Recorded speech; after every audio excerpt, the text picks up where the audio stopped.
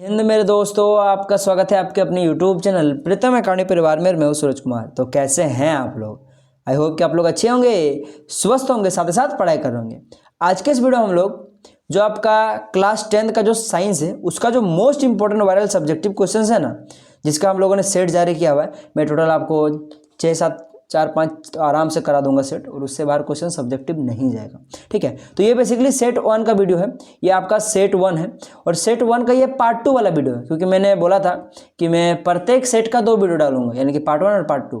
Part 1 में क्या होता है, जो आपका सेक्शन ए वाला जो क्वेश्चन होता है और जो सेक्शन बी वाला होता है उसका मैं वीडियो डालूंगा, और जो पार्ट 2 आएगा प्रत्येक सेट का, उसमें मैं आपको जो सेक्शन सी वाला क्वेश्चन होता है वो मैं डालूंगा। तो मैंने कल के वीडियो में बोलो, ठीक ना, जिसमें मैंने आपको जो आपका सेट 1 का जो सेक्शन ए और सेक्शन बी है उसका मैंने वीडियो ले लिया था। Sub section A section B का सभी का वीडियो मैंने ले लिया था। अभी तक आप लोगों ने नहीं देखा तो जरूर जाकर उसको पहले देख लें, फिर आप लोग इसको देखिए। ठीक है, तो आज हम लोग क्या करेंगे, इसी सेट 1 का सेक्शन सी पर बात करेंगे। सेक्शन ए में क्या है कि जितने भी 2 नंबर के प्रश्न बन सकते हैं मैंने वो सब क्वेश्चन डाला हुआ है। सेक्शन बी में कौन से प्रश्न है जो आपके 3 नंबर में पूछे जा सकते हैं, और सेक्शन सी जो है उसमें हम लोग जो 5 नंबर के प्रश्न पूछे जाएंगे उस पर बात करेंगे। ठीक है, आई होप आपको क्लियर हो गया होगा।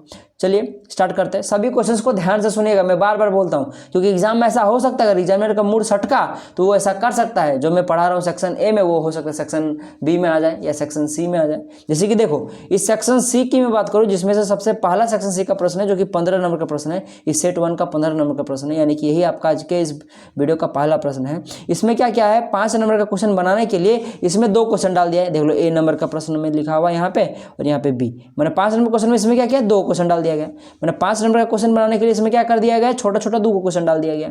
तो इस प्रकार से क्या करता है कि हो सकता है कि सेक्शन बी वाला 2 को डाल देगा 5 नंबर के क्वेश्चन में, या ऐसा हो सकता है कि सेक्शन ए वाला 5 क्वेश्चन डाल देगा आपका 5 नंबर क्वेश्चन में। तो ऐसा हो सकता है, इसलिए सभी क्वेश्चन को ध्यान से सुने। देख सकते हो ये जो प्रश्न है आपका, ये 3 नंबर बनाना चाहिए था, लेकिन 5 नंबर डाला हुआ है। तो 5 नंबर बनाने के लिए क्या किया, इस तरह के 3 नंबर के 2 प्रश्न डाल दिया गया। ठीक है, चलिए स्टार्ट करते हैं।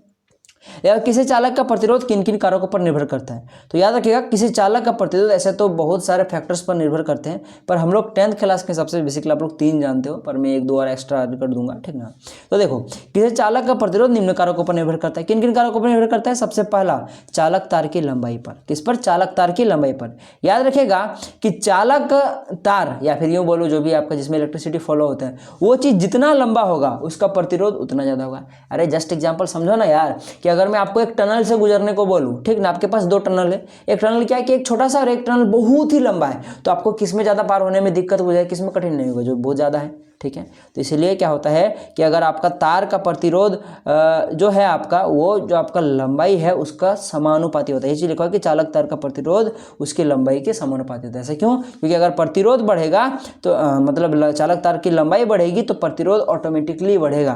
तो जब ऐसा होता है कि एक चीज़ बढ़ रहा है तो दूसरा चीज़ ऑटोमेटिकली बढ़ रहा है, या फिर एक चीज़ अगर घट रहा है तो दूसरा चीज़ ऑटोमेटिकली घटेगा, तो वैसा वो क्या था, आपस में समानुपाती होता है, डायरेक्टली प्रोपोर्शनल होता है। इसलिए इसको कैसे लिख सकते हो, आर समानुपाती एल। एल है यहाँ पे, या आई नहीं है, ये एल है। ठीक है, एल का मतलब लंबाई, लेंथ तार की। ठीक है, साथ साथ तार के अनुप्रस्थ काट के क्षेत्रफल भी निर्भर करता है। इसको हम लोग ए से डिनोट करते हैं। ठीक है, इसका मतलब क्या होता है कि तार कितना मोटा है। आप लोगों ने सुना होगा कि 16 mm का तार है, 25 mm का तार है, या 3 mm का, 2.5 mm का तार है। तो जैसे कि ये आपका तार है, तो तार तो यहाँ पे जो आपका दिखता है ना कितना मोटा तार है, यही वाला होता है अनुप्रस्थ काट का क्षेत्रफल, समझे ना। तो यहाँ पे क्या होता है कि तार का जितना ज़्यादा अनुप्रस्थ काट का क्षेत्रफल होगा, यानी ए का वैल्यू जितना ज़्यादा होगा उसका प्रतिरोध उतना ही कम होगा। समझ में आ रहा ना, समझो ना जस्ट एग्जांपल। उसी प्रकार से एक टनल का एग्जांपल लेते हैं। अगर आपको एक टनल से गुजरा, टनल का मतलब सुरंग होता है। ठीक है, एक ऐसे सुरंग से गुजारा जाए जो बहुत ही बड़ा है, मतलब उसका जो अनुप्रस्थ काट का क्षेत्रफल है वो बहुत ऊंचा है, मान लो कि 10 फीट का टनल है। ठीक है, तो आपको अगर उससे पार होने बोलो तो आप लोग आराम से पार हो जाओगे।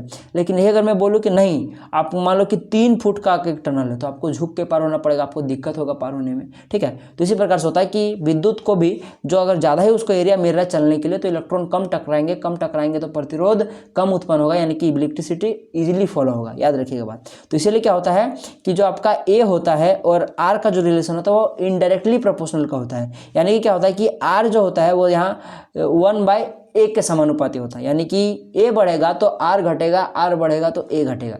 ऐसा समझ लो, सीधा सीधी बात। समझ में आ रहा है ना आपको बात? क्यों होता है ऐसा, थोड़ी देर पहले बताया, जितना मोटा तार वो उतना इजीली से फॉलो होगा, यानी उसका प्रतिरोध उतना कम होगा, और जितना पतला तार उसका प्रतिरोध उतना है होगा, उतना स्लो वो फॉलो करेगा। इसलिए क्या होता है, ये दोनों आपस में व्युत्क्रमानुपाती होते हैं, ये समानुपाती नहीं, व्युत्क्रमानुपाती होते हैं। व्युत्क्रमानुपाती को कैसे डिनोट किया जाता है, बस खाली 1 में जो आपका यहाँ पे टर्म है उसको डाल दें, यहाँ पे ए है तो इसलिए 1/a डाल देंगे, ठीक ना, आर समानुपाती 1/a, याद रखिएगा बात। 3 नंबर में देखो क्या पॉइंट है, सो तार की प्रकृति पर, जिसको हम लोग रो से भी डिनोट करते हैं। तार की प्रकृति बोलने का मतलब है कि भाई साहब चांदी सबसे अच्छा विद्युत का चालक होता है। अगर आप लोग चांदी का तार लगा पाओ तो बहुत अच्छी बात है, ठीक है, उसमें प्रतिरोध बहुत ही कम देगा आपका इलेक्ट्रिसिटी। अगर मान लो कि ये वाला एक तार है तो इधर अगर 220 वोल्ट जा रहा है तो इधर आपका ज़्यादा नहीं, आपका 119 वोल्ट आराम से पहुँच जाएगा, अगर चांदी का तार है तो, ठीक ना। और अगर कॉपर का तार लगाओगे तो कॉपर में फॉलो होगा, यहाँ 220 वोल्ट जा रहा है तो हो सकता है यहाँ पे 218 वोल्ट आ जाए, ठीक ना। तो ऐसा होता है, समझ में आ रहा है आपको बात, कि तार की प्रकृति पर भी निर्भर करता है कि किसका तार आप लोग लगा रहे हो, घर में यूज कर रहे हो, कि एल्यूमिनियम का यूज कर रहे हो, कि आप लोग कॉपर का यूज कर रहे हो, कि चांदी का यूज कर रहे हो, कि सोना का यूज कर रहे हो, समझ में आ रहा है ना आपको बात। अब बात रहा है कि सर अगर चांदी का अगर तार का प्रतिरोध बहुत ही कम होता तो हम लोग क्यों नहीं यूज करते, आपके पास खुद आंसर है, आपके पॉकेट में उतना पैसा है बहुत ही महंगा होता है चांदी, तो इसलिए हम लोग चांदी का तार यूज नहीं करता। आपके पास बहुत पैसा तो सोना का लगा लो, कोई दिक्कत है नहीं, समझ में आ रहा है ना आपको बात। पता चलेगा चोर आ रहा है घर में, तार चोरी करके लेके जा रहा है ना तो चालक तार की प्रकृति पर भी निर्भर करता है। जैसे एल्यूमिनियम का प्रतिरोध कॉपर की तुलना में ज़्यादा होता है, चांदी का प्रतिरोध कॉपर की तुलना में कम होता है, तो इस प्रकार से होता है, ठीक ना। और इसको हम लोग रोज नोट करते हैं, ठीक है।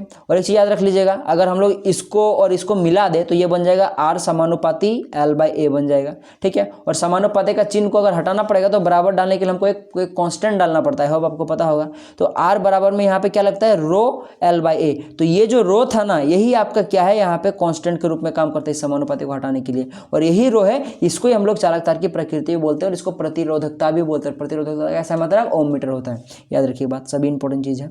चलिए आगे बढ़ते हैं। अब देखो इसी क्वेश्चंस का जो बी नंबर का पार्ट है उसमें क्या देखो, प्रतिरोध 2, 3, 6 ओम के तीनों प्रतिरोधों को किस प्रकार संयोजित करेंगे कि संयोजन का कुल प्रतिरोध, 1 नंबर का क्वेश्चन है, जो कि आपका 11 ओम हो जाए और कुल प्रतिरोध 1 ओम हो जाए, ठीक है। तो आपको डायरेक्टली दिख रहा है कि अगर मैं 2, 3, 6 को जोड़ दो तो डायरेक्टली दिख रहा है कि 11 आ रहा है, यानी कि इनको किस में जोड़ना है, आपको डायरेक्टली जोड़ देना है, 2 को, उसको 3 को और 6 को इस प्रकार से जोड़ देना है, तो क्या आ जाएगा आपके पास 11 आ जा रहा है। तो इस प्रकार से कब जुड़ता है किसी भी प्रतिरोध को, कब जोड़ते हैं इस प्रकार से हम लोग, जब उसको हम लोग किस क्रम में जोड़ते हैं, श्रेणी क्रम में जोड़ते हैं। तो वही चीज़ मैंने यहाँ पे बनाया हुआ है कि देख लो, ये 15 नंबर का जो आपके पास क्वेश्चन है उसमें देखो आपके पास क्या दिया हुआ है कि यहाँ पे 15 नंबर का जो बी नंबर का क्वेश्चन है उसमें आपको दिया हुआ है कि देख लो, आपके पास R1 का वैल्यू प्रतिरोध 2 दिया हुआ है, दूसरा प्रतिरोध R2 का वैल्यू कितना दिया हुआ है, 3 ओम दिया हुआ है, और R3 प्रतिरोध कितना दिया हुआ है, 6 ओम का दिया हुआ है, देख लो ना, 3 प्रतिरोध दिया हुआ है ना, 2 ओम, 3 ओम, 6 ओम, इसको R1 मान लो, इसको R2 मान लो, इसको R3 मान लो, ठीक, वही मैंने यहाँ पे कर दिया गया,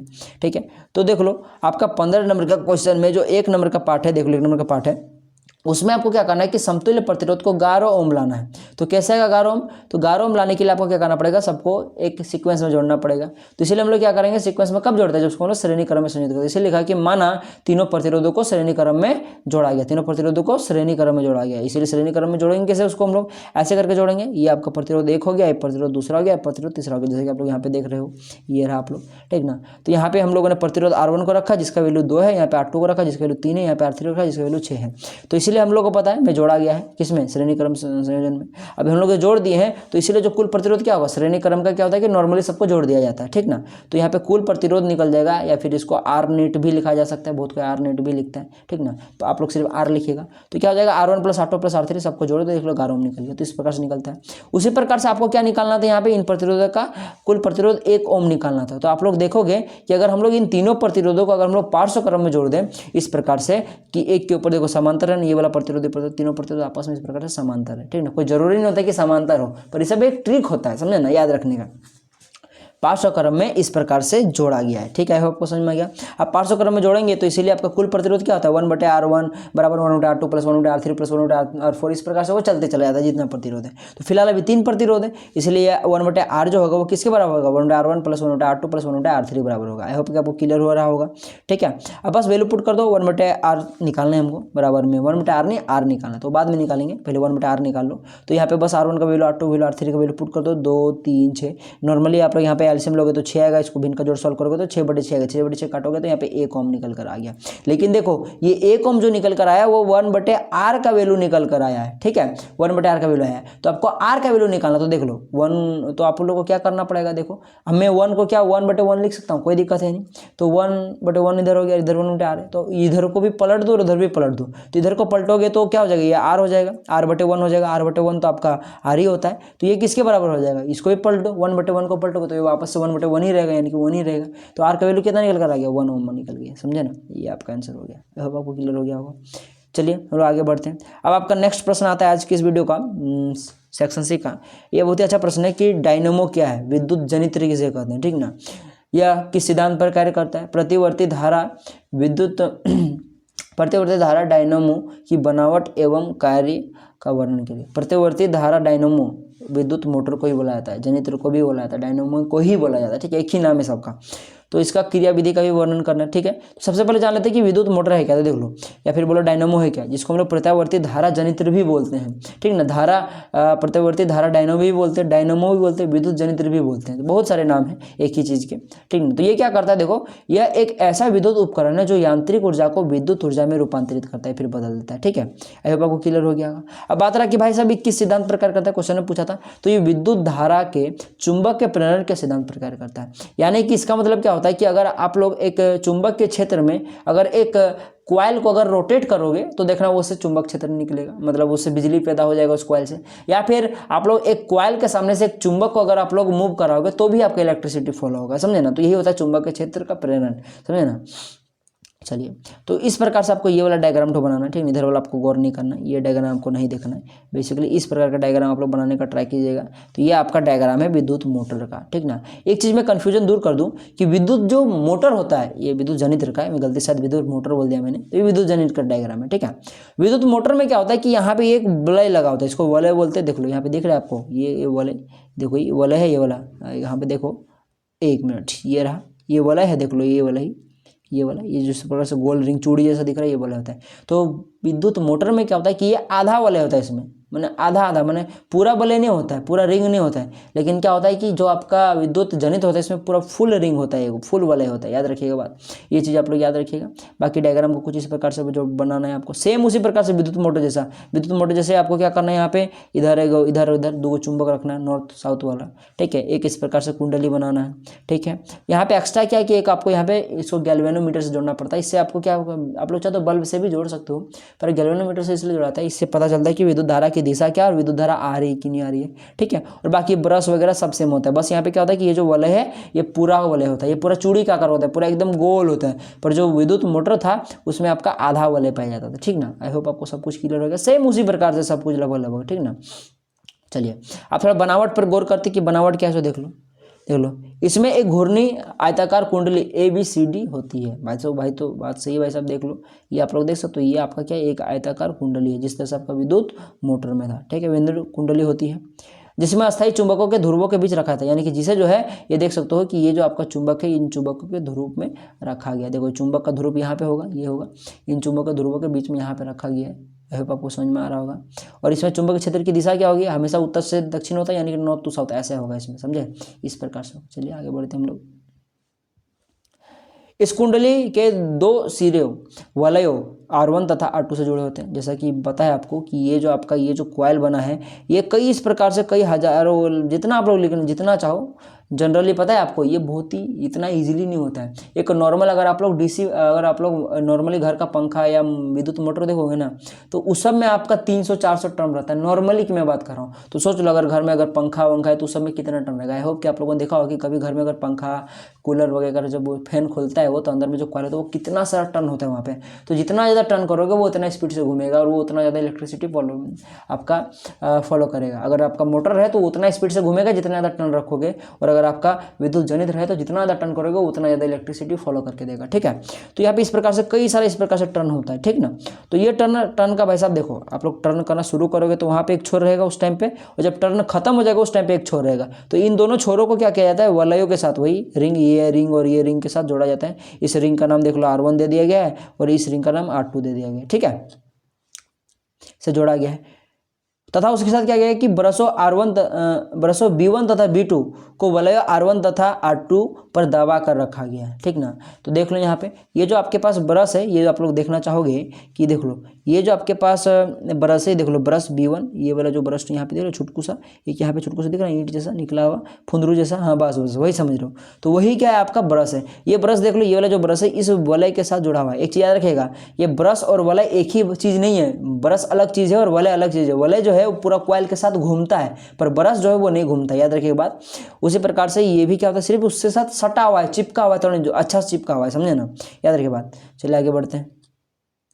अगर मान लीजिए कि अगर ब्रश तो अगर उसके साथ जुड़ा होगा तो ब्रश तो भी तो घूमने लगेगा, तो तार सब पूरा एकदम फट फूट जाएगा, निकल जाएगा तार सब पूरा उसी के साथ एकदम उसी के साथ घूमने लगेगा, तार में रोटेट करने लगेगा, तो फिर दिक्कत ना हो जाएगा, ठीक है।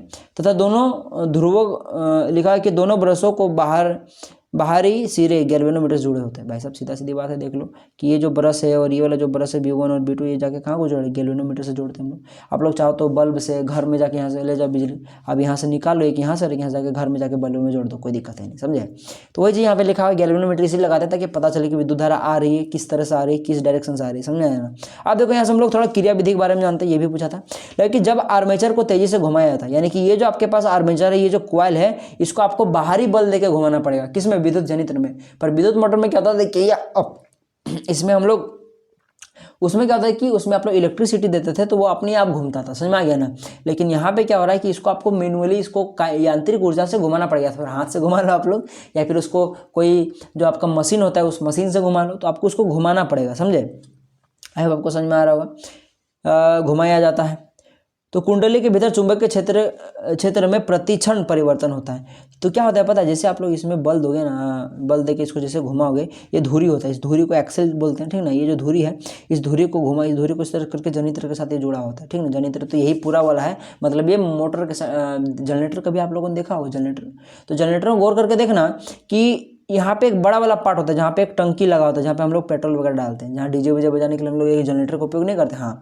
तो यहाँ पे जो बड़का सा मशीन होता है ना, यही आपका होता है, क्या होता है, यांत्रिक ऊर्जा होता है। ये समझ लो कि यही क्या करता है, इस धुरी को घुमाता है। क्योंकि होता है क्या, जनरेटर कुछ इस प्रकार से होता है, ठीक है। जनरेटर तो एक बड़ा सा यहाँ पे मशीन होता है, और यहाँ पे क्या होता है कि एक इस प्रकार से जाता है, साफ जाता है, यहाँ पे कुछ इस प्रकार से बड़का से वो क्या होता है, इस प्रकार से वो एक चक्री जैसा बना होता है, और उसके बाद लास्टली एगो यहाँ पे बना होता है, ठीक ना, जहाँ से तार निकलता है। तो ये जो लास्ट में जो बना होता है यही आपका क्या होता है, आपका ये वाला जो हम लोग भी पढ़ रहे हैं विद्युत जनित्र है, वास्तव में वही काम करता है, ठीक है। बाकी समझ में नहीं आया तो कोई दिक्कत नहीं, इसे आप लोग जिन्होंने शादी ब्याह में देखा होगा जनरेटर जो लाया था ना, उसी की मैं बात कर रहा हूँ, समझे।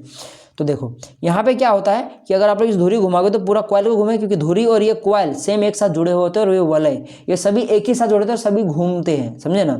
ये घूमेगा पूरा, तो क्या होगा देख लो, ये वलय तो पूरा गोल आकार का है, ये भी वलय पूरा गोल आकार का है। तो वलय पूरा गोल आकार होने के कारण क्या होता है कि देख लो, अभी जैसे कि इसमें क्या धारा फॉलो हो रहा है, इस डायरेक्शन में फॉलो हो रहा है, ठीक है। तो अभी क्या होगा कि देख लो, धारा जो होगा वो इस हिस्से करके फॉलो होगा, धारा भी इस डायरेक्शन में फॉलो हो रहा है, ठीक है। अब जैसे ये कुंडली घूम जाएगा, इधर आ जाएगा, तब क्या होगा देखो लो, जो तुम्हारा जो आपका CD है वो इधर आ जाएगा, CD इधर AB की जगह पे आ जाएगा, यानी कि CD जो है इधर आपके पास C और D इधर आ जाएगा, और इधर आपके पास B और A आ जाएगा, ठीक है। तो CD आ जाएगा, तो देख लो अब CD जैसे आएगा तो अब धारा इधर ही प्रवाहित होगा। तो अब क्या होगा देख लो, CD जो है वो आपका पहले इधर धारा उसमें प्रवाहित हो रहा था, लेकिन अब क्या होगा कि आप उसमें ऐसे प्रवाहित होगा, तो धारा का दिशा बदल रहा है। बाकी इसको समझने के लिए आपको सिमुलेशन वगैरह सब दिखाना पड़ेगा, तो आपको समझना अच्छे से, तो आप लोग बोलेगा मैं उसको अच्छे से वीडियो बना दूंगा, ठीक है। बाकी मैं इस बोर्ड में आपको अच्छे से समझा दूंगा, अगर आप लोग चाहते हो तो बोलेगा जरूर, मैं इसका वीडियो जरूर से जरूर बना दूंगा, ठीक है। पर फिलहाल अभी हम लोग देखते हैं फटाफट के आंसर को, ठीक है। जिस कारण क्या था कि प्रतिक्षण विद्युत धारा परिवर्तित होती रहती है, फलतः यानी कि उसके परिणाम स्वरूप जो चुंबक के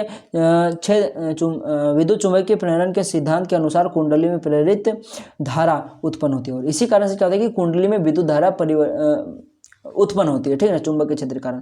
यहाँ पे फ्लेमिंग का दायां हाथ का नियम लगता है, कौन सा नाम लगता है, फ्लेमिंग के दायां हाथ का नियम लगता है, और विद्युत मोटर में फ्लेमिंग का बायां हाथ का नियम, कंफ्यूज नहीं होना है, ठीक है। जब कुंडली AB ऊपर तथा CD जो है नीचे रहता है, तब धारा ABCD की दिशा में प्रवाहित होता है, यानी समझो, देख लो मैं यहाँ पे समझाता हूँ, अभी आपको समझ में आ जाएगा फ्लेमिंग का नियम, तो अभी जितना चीज़ बोला भी समझ में आ जाएगा। देख लो यहाँ पे क्या होता है कि जब देखो इसमें क्या होता है कि कुंडली जो है आपको उसको घुमाया जाता है, तो हम लोग घुमाते हैं तो उसको एक फिक्स डायरेक्शन में घुमाते हैं, उसको हम लोग ऐसे करके घुमाते हैं, कैसे घुमाते हैं, ऐसे करके घुमाते हैं, ऐसे करके घुमाते हैं हम लोग, ठीक है। यहाँ तक आपको क्लियर हो गया। समझ में आएगा आपको। उसको एक ही डायरेक्शन में हम लोग घुमाते हैं, तो हमेशा जो इस साइड वाला जो कुंडली होगा वो हमेशा ऊपर की ओर जाएगा और इस साइड वाला कुंडली हमेशा नीचे की ओर जाएगा।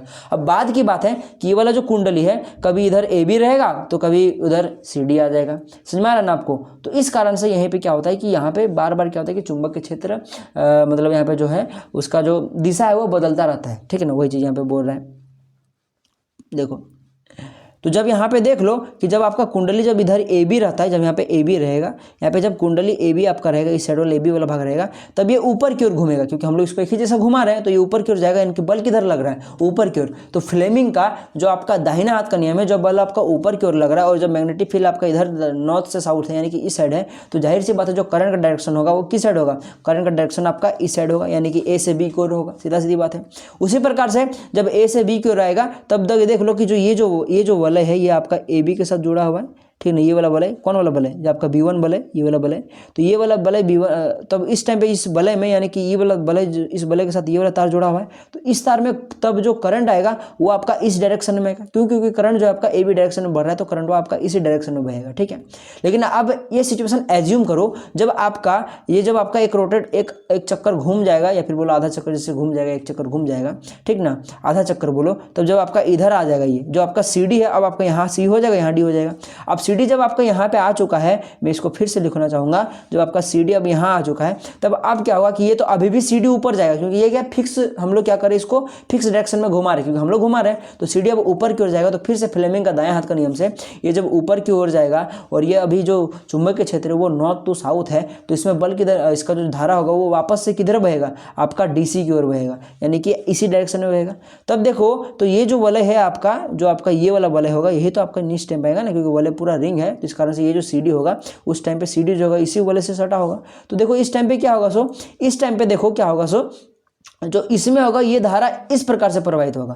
तो देख लो धारा उल्टा हो रहा है कि नहीं। देखो अभी जब आपका सीडी इधर आ जाएगा, यहाँ पे सीडी होगा, तब धारा आपका इस डायरेक्शन ऊपर की ओर प्रवाहित हो रहा है, ठीक है। लेकिन जब आपका सीडी इधर है तो देख लो उस टाइम पे ये नीचे की ओर प्रवाहित हो रहा है। सोचिएगा घर में अच्छा से, ठीक ना, घर में अच्छा से सोचिएगा, तब आपको ऑटोमेटिकली समझ में आ जाएगा, ठीक ना। क्योंकि बस इतना याद रख के सोचिएगा कि ये जो वलय है पूरा है, समझा नहीं, ये वलय पूरा है और साथ ही साथ वलय भी घूमता है इस पूरा आर्मेचर के साथ। बस मोटर में क्या था कि मोटर में आपका अर्ध वलय होता था, अर्ध वलय होने के कारण उसमें डायरेक्शन में कोई परिवर्तन नहीं होता था, पर इसमें पूरा पूर्ण रिंग है, इस कारण से यहाँ पे डायरेक्शन में परिवर्तित होता है। और जिसमें ऐसा करंट जिसमें आपका डायरेक्शन प्रति क्षण चेंज होते रहता है उसको हम लोग एसी करंट बोलते हैं। और चूंकि इसमें आपका पूरा वलय लगा हुआ है, गोल रिंग लगा हुआ है, इस कारण से यहाँ पे प्रति क्षण डायरेक्शन चेंज होगा, और प्रति क्षण डायरेक्शन चेंज होगा, इसलिए इसमें कौन सा करंट जनरेट होगा, एसी जनरेट होगा, और इसलिए हम लोग बोलते हैं विद्युत मोटर या फिर एसी जनरेटर बोलते हैं। ठीक है, इतना दूर आपको क्लियर हो गया होगा, होती है। अर्थात प्रत्येक आधे चक्कर के बाद दिशा क्या हो जाएगी, बदलती रहेगी। सेम वही चीज लिखा हुआ है, तो प्रति जैसे आधा चक्कर घूमोगे,